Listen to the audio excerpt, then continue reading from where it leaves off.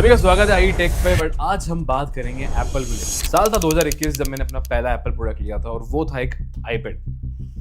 फिर आता साल 2022 जब फोन खराब हो गया मेरा तो मैंने ले लिया आईफोन 12 क्योंकि फ्लिपकार्ट पर सस्ता मिल रहा था, डीवीडी सेल।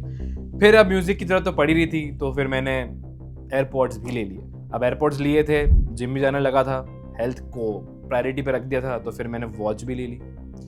फिर अब घर में कंप्यूटर की भी रिक्वायरमेंट थी, सोचा विंडोज़ ले लूँ, बट इकोसिस्टम में बैठ नहीं पाता तो फिर मैंने मैक मिनी ले लिया। अब बाहर ट्रैवल कर रहा हूँ और कुछ काम करना हो या कुछ चीज़ें करनी है तो फिर इसकी तो ज़रूरत ऑब्वियस ही थी तो फिर लैपटॉप भी ले लिया। अब आए हेडफोन की बात, तो ये थोड़ा सा मेरा अनऑब्वियस परचेज था क्योंकि मैं इसे लेना तो नहीं चाहता, बट क्योंकि एप्पल ने लॉन्च किया था तो ये भी ले लिया। पर आता साल 2024 जब लॉन्च होता है हमारा एप्पल विजन प्रो। अब ये सोचना पड़ा क्योंकि इंडिया में लॉन्च नहीं हुआ, इंपोर्ट कराने में कॉस्टिंग वगैरह बहुत बढ़ रही थी, बट नहीं करते करते भी ये मैंने ले ही लिया। बट इन सारे प्रोडक्ट में जो इकोसिस्टम वाली बात है वो तो बहुत अमेजिंग, बट एक प्रोडक्ट जो मुझे अखर गई वो थी भैया एप्पल का विजन प्रो। तो ये आर्टिकल्स, ये खबरें आप सब ने सुनी होंगी और आपने सब ने कहीं ना कहीं इसके बारे में देखा होगा, बट क्या सच में एप्पल विजन एक खराब प्रोडक्ट है और क्या ये हमारी जनरेशन को खराब कर रहा है? वेल, मेरा इस पर ओपिनियन थोड़ा डिफरेंट है क्योंकि मेरा जो एक्सपीरियंस रहा है इस डिवाइस के साथ वो काफी अलग है और उन्हीं को लेकर मैं आपके सामने बात करना चाहूंगा। वैसे एक जनरल सवाल है आप लोगों से, जब आप टेक्नोलॉजी की बात करते हैं जो आपको डिस्ट्रॉय कर रही है, जो आपको खराब कर रही है, क्या हमने उसे अडेप्ट नहीं किया? जब हम लोग स्मार्टफोन की बात करते थे, हम लोग हमारे पहले टेलीफोन चलते थे, ठीक है, उसके बाद हमारे पास भैया स्मार्टफोन्स आ गए और हर किसी के बाद अब स्मार्टफोन है और वो यूज़ करता है। हम जानते हैं उसके नेगेटिव्स क्या हैं, बट फिर भी हम लोग उसको अपनी लाइफ में अडेप्ट कर लेते हैं और समय के साथ यही चीज़ होगी इसके साथ भी। आज लोगों के पास शायद VR हेडसेट्स नहीं होंगे, बट ऐसे प्रोग्रेसिव वर्ल्ड में जहाँ हर कदम पे हम लोग टेक्नोलॉजी को अडेप्ट कर रहे हैं तो शायद VR भी आपकी लाइफ का एक हिस्सा बन सकते हैं। बट अभी के लिए मैं यहाँ पर एप्पल विजन की बात करना चाहता हूँ क्योंकि वो एप्पल का प्रोडक्ट है जिससे काफ़ी नेगेटिव्स मिले और काफ़ी पॉजिटिव्स मिले। बट यहाँ पर मैं एक चीज़ कहना चाहूँगा कि ये प्रोडक्ट अपनी जनरेशन के आने वाले VR हेडसेट से काफ़ी आगे। मतलब मैंने और भी कंपनीज के VR हेडसेट ट्राई कर रखे, स्पेशली मैं मेटा की बात करना चाहूँगा। मैंने वो हेडसेट भी ट्राई करके देखे, experience wise no doubt this is best. तो देखो, डिजाइन के बारे में तो मैं कुछ खास बात नहीं करूंगा क्योंकि देखो डिजाइन एक एलिमेंट्री चीज है। काफी लोगों को हर तरह की अलग अलग डिजाइन पसंद होती है, हर कोई एक जैसा फोन इस्तेमाल नहीं करता, तो डेफिनेट सी बात है कि काफी लोगों को डिजाइन पसंद आएगी और काफी लोगों को नहीं। पर सवाल ये है कि जो अंदर यहाँ पर जो चीजें लगा रखी हैं वो कितनी रिस्पॉन्सिव है, वो कितनी ज्यादा इफेक्टिव है, वो जो एक्सपीरियंस आपको VR का देना चाहते हैं, वर्चुअल रियलिटी का जो एक्सपीरियंस देना चाहते हैं, वो कितना रियल फील होता है। वेल, इस डिवाइस की सबसे मोस्ट इंपॉर्टेंट चीज जो मुझे अच्छी लगी वो है इसकी आई ट्रैकिंग। आप नोटिस करेंगे जब इसके पहनेंगे, इसका जब UI को एक्सपीरियंस करेंगे तो आपकी आईज से आप इसको कंट्रोल कर रहे हैं। मतलब आप देख रहे हैं, जिस चीज़ को देख रहे हैं आप उस चीज़ को खोलना चाहते हैं, ओपन करना चाहते हैं, ये प्रॉपर ट्रैक करती है और मेरे हिसाब से ये इस तरह की ट्रैकिंग बहुत कम डिवाइसेस में देखने को मिलती है। सेकंड मोस्ट चीज़ जो मुझे इस डिवाइस की बहुत अच्छी लगी है वो है इसका डिस्प्ले क्वालिटी। आपको इतना रियल फील होगा ना, मतलब आप जितनी भी चीज़ें देख रहे हैं ना, मतलब आपको ऐसा लगा कि असलियत में है। बट एक चीज़ है जो मैंने काफ़ी दूसरे डिवाइसेस में एक्सपीरियंस करी कि ऐसा लगता है कि हम लोग जो है एकदम वर्चुअल रियलिटी में नहीं गई, वो रियलिटी वाला टच कहीं ना कहीं उसमें रहता है। बट ये डिवाइस आपके रियलिटी टच के साथ साथ जो वर्चुअल रियलिटी को ब्लेंड करता है ना, वो काफ़ी अमेजिंग है। मतलब फॉर एग्जांपल अगर मैं बात करूँ इस एनवायरनमेंट में बैठा हूँ और अगर मैं यहाँ पर मेरे सामने अभी जो स्क्रीन आपको नहीं दिख रही है वो मुझे दिख रही है, वो सिर्फ विजन प्रो में दिख रही है। वो डिस्प्ले क्वालिटी इतनी रियल है कि वो आपको एकदम ओरिजिनल फील कराती है। तो आई कैन से कि this is one of the best display जो VR हेडसेट में इन्होंने यूज कर रखा है। क्वालिटी में कोई कॉम्प्रोमाइजेस नहीं है, आपको हर एक चीज़ में डिटेलिंग देखने को मिलती है। आप कंटेंट जब भी प्ले कर रहे होंगे इस पे, या मूवीज देख रहे हो या गेम्स खेल रहे हो या नॉर्मल भी आप इस पे कंप्यूटर चला रहे हो अपना कोई सा मैकबुक और आपका जो भी इकोसिस्टम है, क्योंकि देखो एप्पल की ये सबसे बड़ी खास बात है कि इकोसिस्टम में काफ़ी अच्छे से ये घुल जाता है और आपके डिवाइसेस हैं उनको आप इस पर रन कर सकते हो। तो ये चीज़ भी काफ़ी इंप्रेसिव है। थर्ड मोस्ट इंपॉर्टेंट चीज़ इस डिवाइस की है कि इसका ऑगमेंटेड रियलिटी एक्सपीरियंस, जिसको लेकर मैंने कंक्लूड किया ना, आप लोगों को ये बताया कि जो रियलिटी फील कराता है ना ये, वो काफ़ी अमेजिंग है। मतलब आप खो जाओगे, अब एक पल के लिए हो के भी नहीं होगे, ऐसा आपको एहसास होगा जब आप चीज़ें यहाँ पर एक्सपीरियंस करेंगे। काफ़ी सारे मैंने गेम्स ट्राई करके देखे जहाँ पर इसके जो कुछ स्पेशल एप्पल विजन के लिए बनाए गए स्पेशल गेम्स है वो मैंने ट्राई करके देखे।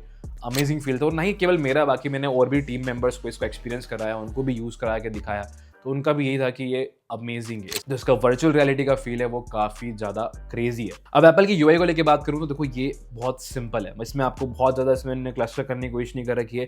जो भी आपकी इंपॉर्टेंट एप्लीकेशंस है वो आपको मिल जाती हैं, क्लीन सिंपल UI है। गेस्चर का जो एक्सप्रेशन है, जो कंट्रोल है, वो भी बहुत ईजी है। आप दोनों हैंड का यूज़ कर सकते हो, अगर आपको लग रहा है कि आप सिर्फ लेफ्टी हैं और आपको सिर्फ लेफ्ट हैंड आपका ज़्यादा मूव करता है तो आप लेफ्ट पे सेट कर सकते हो, राइट पे भी कर सकते हो। और इनकेस अगर आपको लग रहा है कि मुझे दोनों ही हाथ से यूज़ करना है तो भाई आप दोनों हाथ का प्रॉपर यहाँ पे इस्तेमाल कर सकते हो इसके यूआई एक्सपीरियंस को जब आप करेंगे।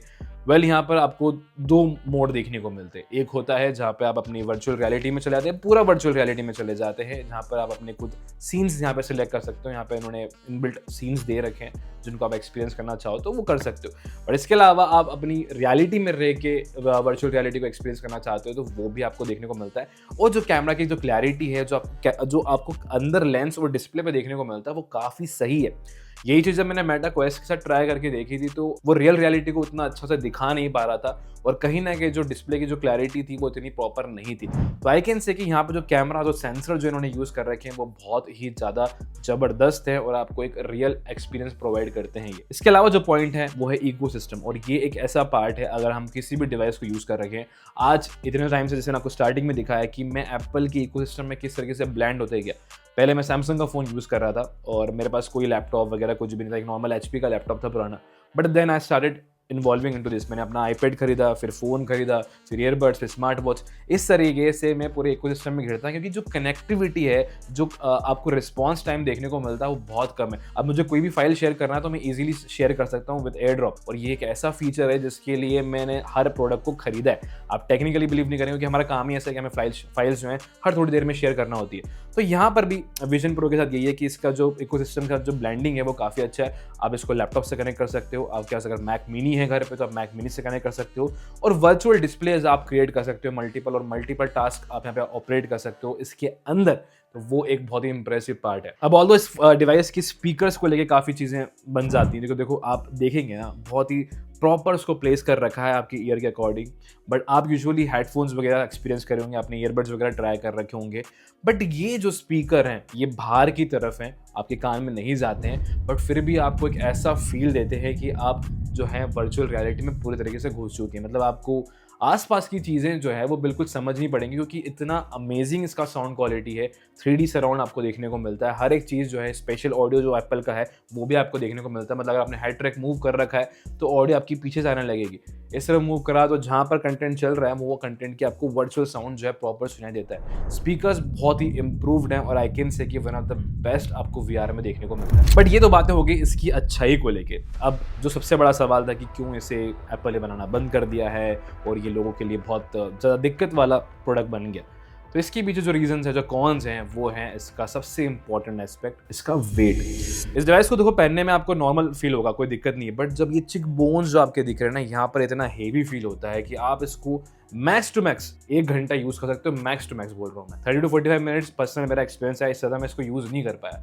और डेली लाइफ में अगर मैं इसकी ब्लेंडिंग को लेकर बात करूँ तो इसकी यूटिलिटी उतनी है नहीं, क्योंकि इंडिया में लॉन्च नहीं हुआ है। तो एक वही बड़ा कारण बन जाता है कि जो ऐप सपोर्ट्स हैं, जो एप्लीकेशन के सपोर्ट हैं, वो काफ़ी लिमिटेड है, और वो लिमिटेशंस कहीं ना कहीं आपको जो है बाउंड कर देते हैं कि इस डिवाइस का उतना यूज़ नहीं बन पाता है। ऑल्दो यूएस में इसका एक्सपीरियंस काफ़ी अच्छा रहा लोगों का, क्योंकि उन लोगों के यहाँ इसके ऐप सपोर्ट्स वगैरह ये प्रॉपर थे और उनके आगे उस इकोसिस्टम में काफ़ी अच्छे से ब्लेंड भी हो गया। बहुत सारी चीज़ तो एक तरफ है, बट जो इसका मेन रीज़न है कि इसका जो वेट है वो आपको काफ़ी लगेगा और उस पर कहीं ना कहीं एप्पल को ध्यान देना पड़ेगा। और आने वाले टाइम में जो इसकी जो अपग्रेड जनरेशन आएंगी उन पे वेट कम होगा तो ये एक्सपीरियंस और बेहतर होगा। आप शायद अभी 1 घंटे यूज़ कर पा रहे हो तो मे भी शायद आप 2 घंटे 3 घंटे जो है इसको एक्सपीरियंस कर पाओगे। अब सेकंड चीज़ जो है वो है इसका ये बैटरी पैक।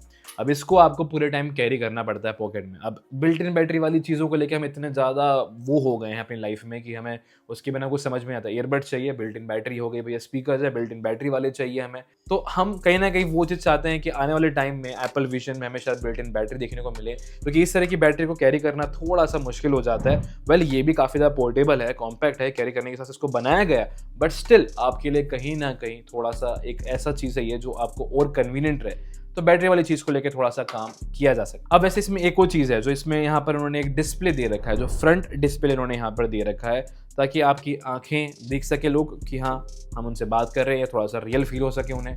वो मेरे हिसाब से एकदम वर्स्ट चीज़ है, क्योंकि वो किसी भी तरीके से काम में नहीं आती और वो बहुत ही अलग सा फील कराती है और वो अजीब है। मतलब अगर आप उसको देखोगे ना तो बहुत अजीब लगेगा। तो मेरे हिसाब से जो फ्रंट डिस्प्ले पर उन्होंने पैसा लगाया वो इतनी रिक्वायरमेंट नहीं थी। वो नहीं भी होता ना तो अपने आप में ये प्रोडक्ट काफी अच्छा था। और ऑलरेडी मैं ऐप सपोर्ट को लेकर बात कर चुका हूँ कि इसमें बहुत लिमिटेड ऐप्स का सपोर्ट है और यूएसए में तो फिर भी चीजें मिल जाती हैं और वहां पर भी काफी ऐप्स, मतलब जब लोग एक्सपीरियंस किया ना मैंने, आपको बहुत सारी चीजें देखने को नहीं मिलेगी। और स्पेशली जो आपके मोबाइल फोन के एप्लीकेशन हैं या फिर आपके मैकबुक की एप्लीकेशन हैं वो इसमें आपको देखने को नहीं मिलती। तो कहीं ना कहीं वो आपके लिए थोड़ा सा पेनफुल है कि भैया एप्लीकेशन सपोर्ट अभी इस पर है नहीं। प्रोबेबली जब इसमें अपग्रेड्स आएंगे, सॉफ्टवेयर पे वर्क करेंगे तो वो चीजें मिल सकती है। बट एक चीज मुझे यहाँ पे दिक्कत लगी कि यूट्यूब दे रखा है, यूट्यूब पे आप 360 वीडियोस देख सकते हो। नॉर्मली आप अपने कार्डबोर्ड वाले VR हेडसेट्स में देख सकते हो भाई, बट आप एप्पल विजन में वो एक्सपीरियंस नहीं कर सकते। इसमें 360 वीडियोस नहीं चलते।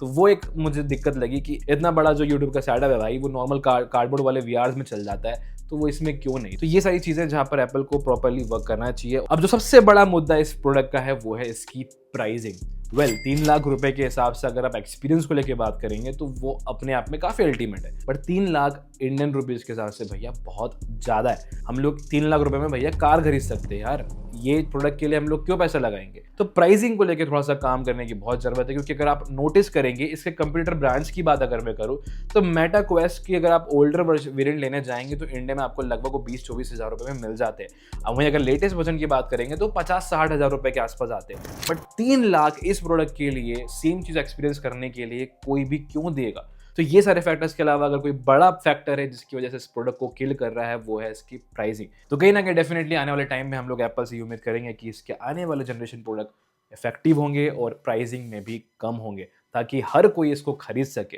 तो यही था बस इस वीडियो में कि जो इन्फॉर्मेशन आपके साथ शेयर करना थी। और अगर आपको इन्फॉर्मेटिव लगी तो देखो लाइक जरूर से कर देना, शेयर भी करना अपने दोस्तों के साथ जहां वो एप्पल विजन के बारे में थोड़ा और डिटेल में जानना चाहते हैं। वैसे मैं अपना एप्पल विजन बेचना चाह रहा हूँ भाई, क्योंकि बहुत महंगा ले लिया मैंने और अब इसकी किस्तें मुझसे भरा नहीं रही हैं। तो कोई है तो कमेंट करके जरूर से बताना। मिलते हैं जल्द नेक्स्ट वीडियो में।